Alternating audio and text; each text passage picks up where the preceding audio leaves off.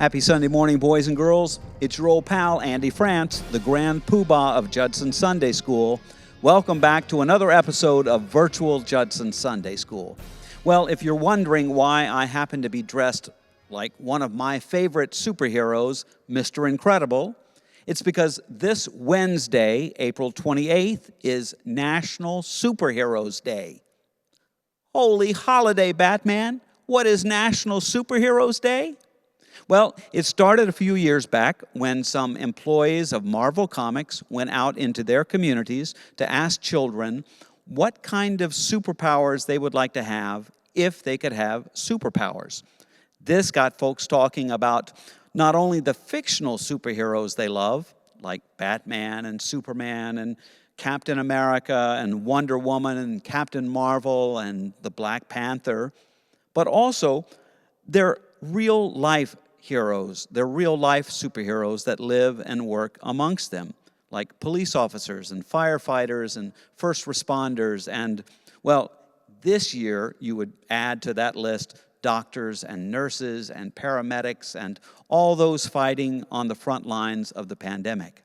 Now, I'm sure that those Marvel employees were also trying to sell a few Marvel comic books, not to mention some movies and DVDs and video games. But hey, they might have been onto something.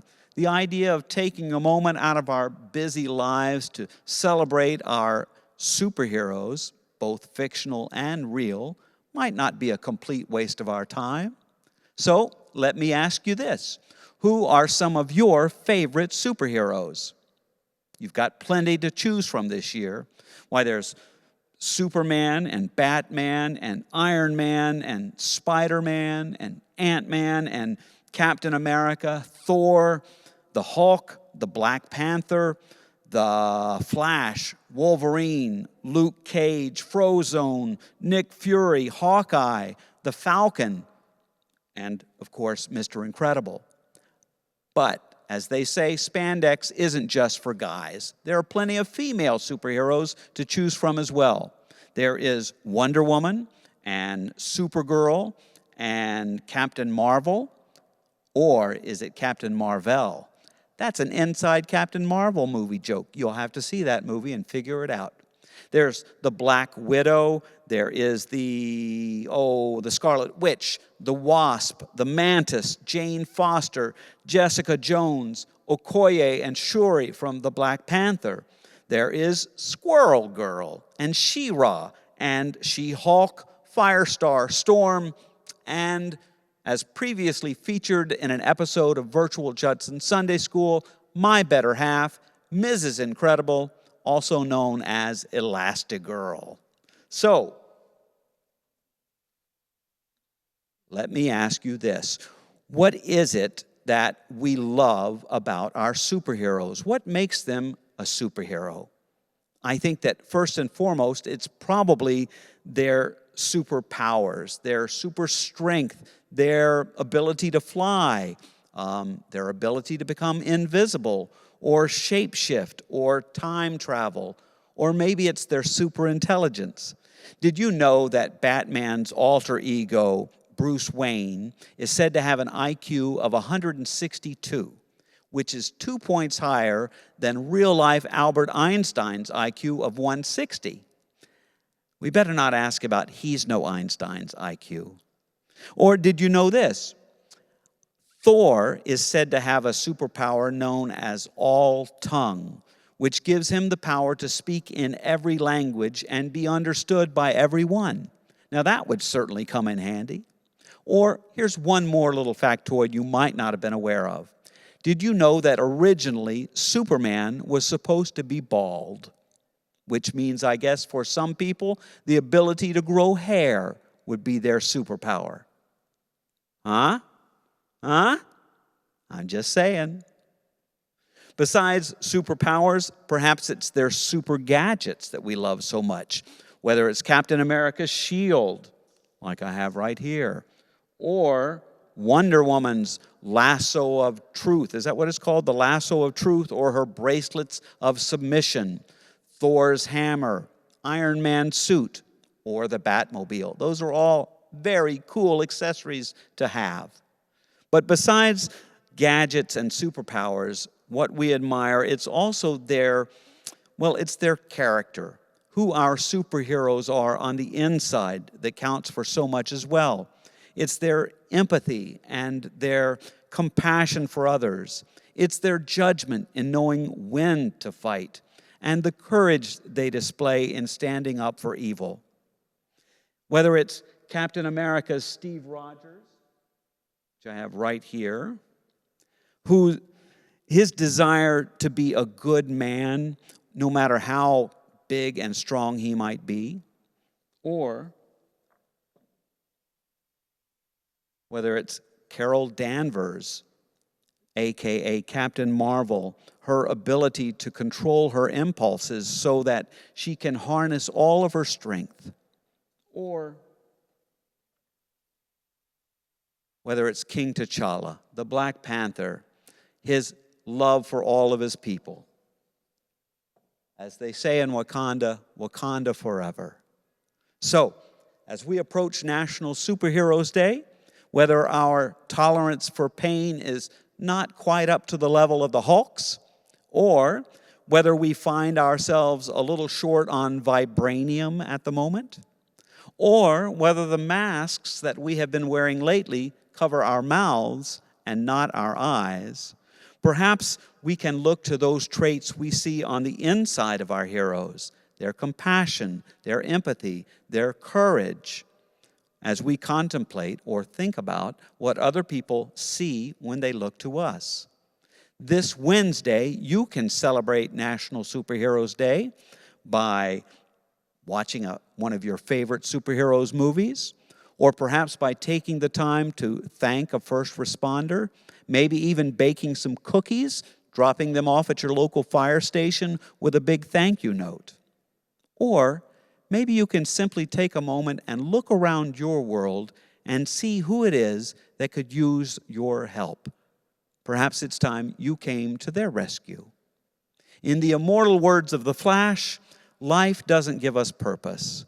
We give life purpose.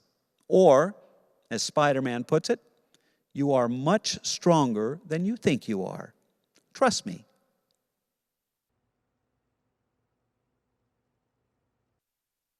So the popularity of superheroes is nothing new. Their antecedents go back to all of those heroes found in the myths and legends that make up much of ancient Greek and Roman literature. And you can also find superhero myths in the Bible as well, with Samson, the Hebrew Hercules, and other characters as well who were said to be given divine powers to exercise on behalf of God. Even Jesus can be seen in this light. An itinerant or traveling preacher and teacher, by the time the writers of the New Testament were finished with Jesus, he had been given a virgin birth, the power to turn water into wine or walk on water, heal the sick, even defeat death. For today's lesson, I'd like us to watch a short video of an old Bible story about Jesus that focuses not on any of his superpowers, but on his character, who he was on the inside. Now, as stories go, they do not get more dramatic than this one. It's almost like watching an old Western movie, complete with an angry mob, a damsel in distress, the silent hero coming to the rescue, and some rocks. Wait, rocks? That's right, rocks, stones. Do me a favor. Do you see this pile of rocks I have on the table next to me? Using your imagination, I want you to reach forward and grab yourself a rock, like I'm going to do right now. Have you got one? Can you feel its weight in your hand? Well, I'd like you to hold on to your rock while we watch today's video. Now, the video comes from a story that is found in the Gospel of John, chapter 8.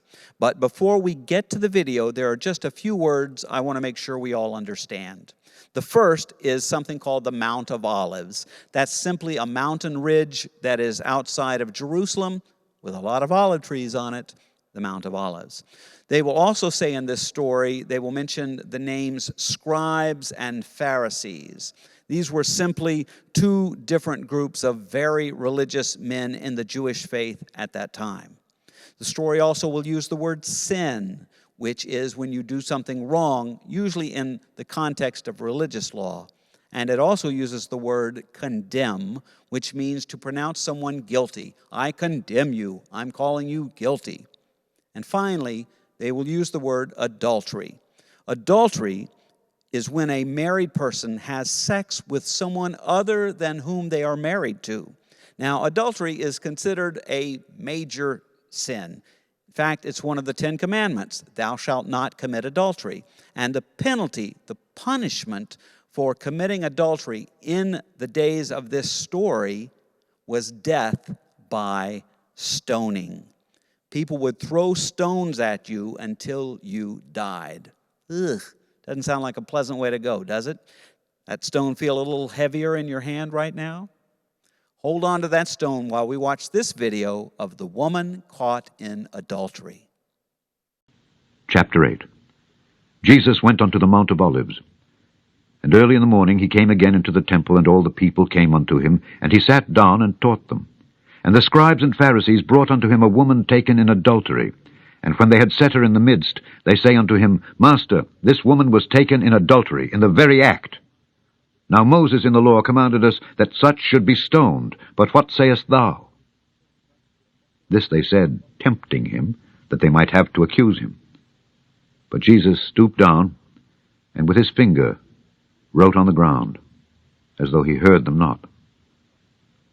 So when they continued asking him, he lifted up himself and said unto them, He that is without sin among you, let him first cast a stone at her. And again he stooped down and wrote on the ground. And they which heard it, being convicted by their own conscience, went out one by one, beginning at the eldest even unto the last. And Jesus was left alone, and the woman standing in the midst. When Jesus had lifted up himself, and saw none but the woman, he said unto her, Woman, where are those thine accusers? Hath no man condemned thee? She said, No man, Lord. And Jesus said unto her, Neither do I condemn thee. Go and sin no more. So, do you still have your rocks? You still have your stones? Can you still feel the weight of that stone in your hand? Can you imagine what the impact would be if you, as a member of that angry mob, were to hurl your stone at the woman caught in adultery? And according to the law, you would have had the right to do so because, well, unlike that Western motif I mentioned earlier, this was no damsel in distress. This woman was guilty. The Bible says she was caught in the very act of adultery. They pulled her out of bed. So, the story says that the scribes and the Pharisees were trying to trap Jesus. How were they trying to do that? Well, as someone who preached the greatest commandment being to love God and to love your neighbor, how could Jesus advocate capital punishment, killing someone? On the other hand, if he chose not to stone this woman who was clearly guilty, then Jesus would be breaking the law. But Jesus refused to take the bait. In the center of this howling, bloodthirsty mob, he simply squats down on the ground and begins to doodle in the dirt, to draw something or write something. The Bible doesn't say what he was writing or what he was drawing. But eventually, Jesus stands up and he basically says, all right, go to it. But you who have never sinned, you can throw the first stone.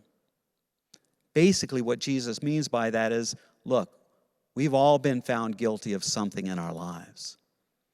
Well, chastened, everyone in the mob begins to disperse, to leave, leaving no one left but Jesus and the woman. And Jesus turns to the woman and he says, where is everybody? Is there no one left to accuse you, to condemn you?" And she says, "No one, sir." And then Jesus gives her a 30-minute lecture on morality about right and wrong. And no, he doesn't do that.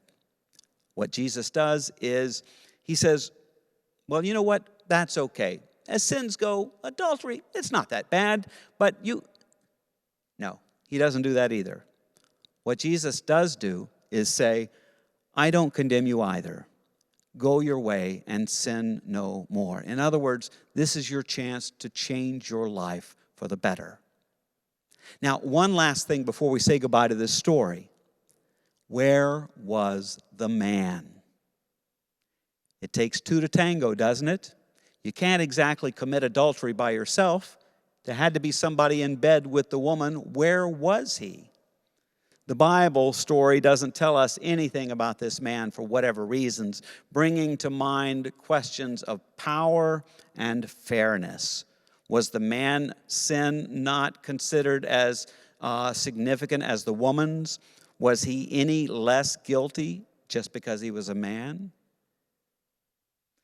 You do not have to have lived a long life to know that life is often unfair. And here's hoping that no matter how long you live, that you will never find yourself in front of an angry mob. But there is a lesson in this story for you and for me about the power of courage and compassion in standing up for those most affected by the unfairness of life. It is a superpower that we can all aspire to have. Now, do me one last favor, would you? Drop those rocks before somebody gets hurt. So, boys and girls, I think you're going to love today's story. It's called "Even Superheroes Have Bad Days." It's by Shelley Becker and illustrated by Ida Caban. And I'm going to just open it up and show you who their superheroes are for this story. You have Beastie, Zing, Thrash, and Laserman. And at the very back, you have Magnifique, Screecher, Typhoon, and Icky. So let's read our story.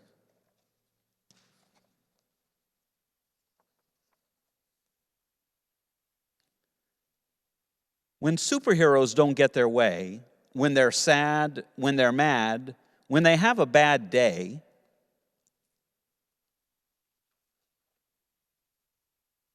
they could use superpowers to kick, punch, and pound. They could shriek, they could screech with an ear-piercing sound. Don't you love this bear's facial expression?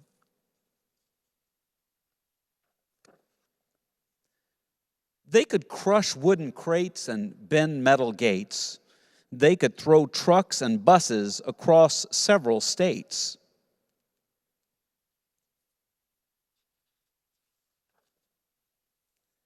They could knock over buildings like towers of blocks and crumble the streets into rubble and rocks. They could use laser eyes to ignite forest fires or fling boomerangs to deflate the town's tires.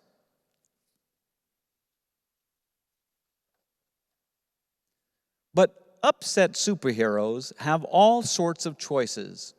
Instead of destruction and loud, livid voices, they burn angry steam off with speed of light hiking or super extreme outer space mountain biking.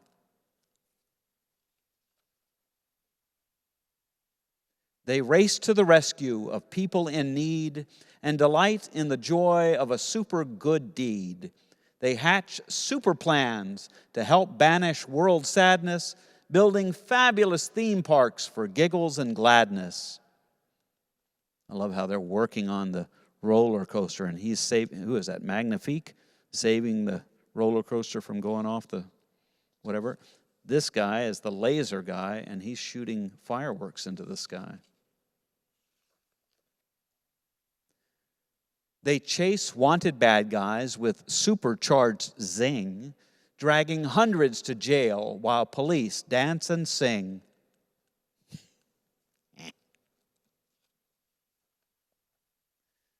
They track down and tame super menacing beasts and transform pity parties to victory feasts.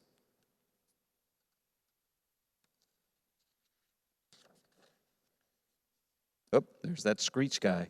Looks like he's stopping traffic. But displeased superheroes who don't feel serene could have super temptation to cause a bad scene. The name of the school is Superville Elementary. They could blast icy blizzards on hot afternoons or walloping twisters and monster typhoons. They could spin super webs super far, super sticky, and tangle up towns with their silk super icky. They could rotate the planet and mess up world time, or sit back and relax while the world fills with crime. I would think all these criminals would be easy to catch because they're all wearing the same outfit. When superheroes don't get their way, when they're sad, when they're mad, when they've had a bad day, they could super rampage. They could, but they don't. Because real superheroes just wouldn't. They won't.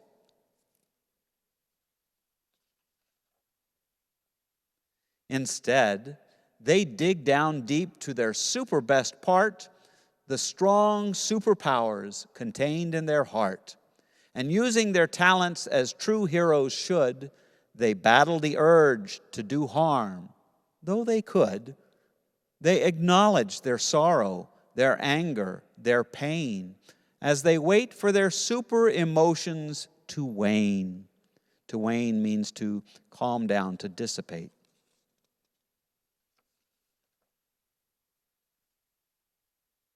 It's okay if they frown. It's okay if they sigh. It's even okay if they slump down and cry. But then they get up and get on with their day.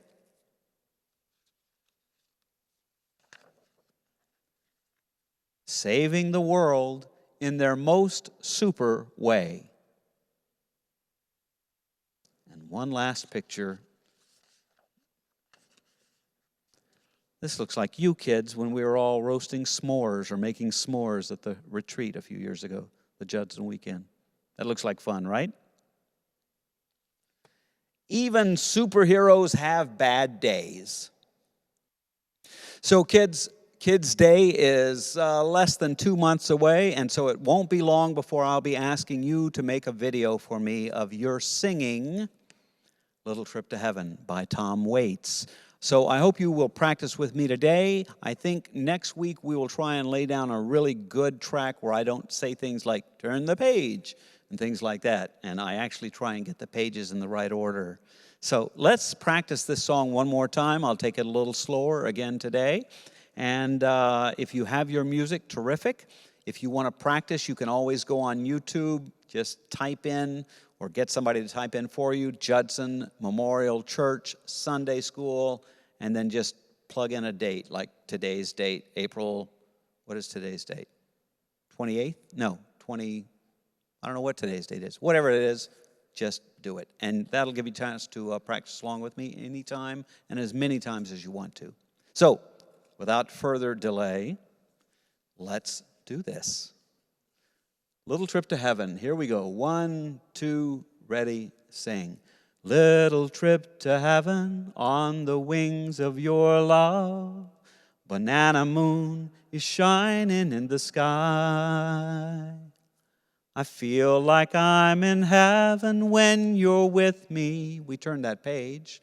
I know that I'm in heaven when you smile. Though we're stuck here on the ground, page 3, I got something that I found, and it's you. 1, 2, sing. I don't have to take no trip to outer space. Turn to page 4. All I have to do is look at your face. face, and before I know it, I'm in orbit around you. Page 5. Thanking my lucky stars that I found you. When I see your constellation, honey, you're my inspiration, and it's you. Turn to page 6. For the third verse, here we go. You're my North Star when I'm lost and feeling blue. The sun is breaking through the clouds, don't you know it's true? Page 7. Honey, all the other stars seem dim around you. Thanking my lucky stars that I found you. When I see your smiling face, honey, I know nothing's gonna take your place. And it's you, and it's you, and it's you, and it's you, and it's you, and it's you. Page 9. And it's you. Take a breath. And it's you. Scat time. Shoo-be-doo-bop-ba-da. Thank you so much. Well, we've done it again, boys and girls. We've somehow managed to get through yet another episode of Virtual Judson Sunday School. As always, I want to thank Andre and Michelle for all of their help in putting this episode together. I want to thank you for being with me today as well. One quick announcement before we go. Tomorrow is Andre's birthday. So on the count of 3, you can help me wish Andre a happy birthday. How about that? 1, 2, 3. Happy birthday, Andre. Until we get together again, I hope you all have a great week. Stay safe. Keep a place for Judson in your heart. And I'll see you next time on Virtual Judson Sunday School. Happy National Superheroes Day.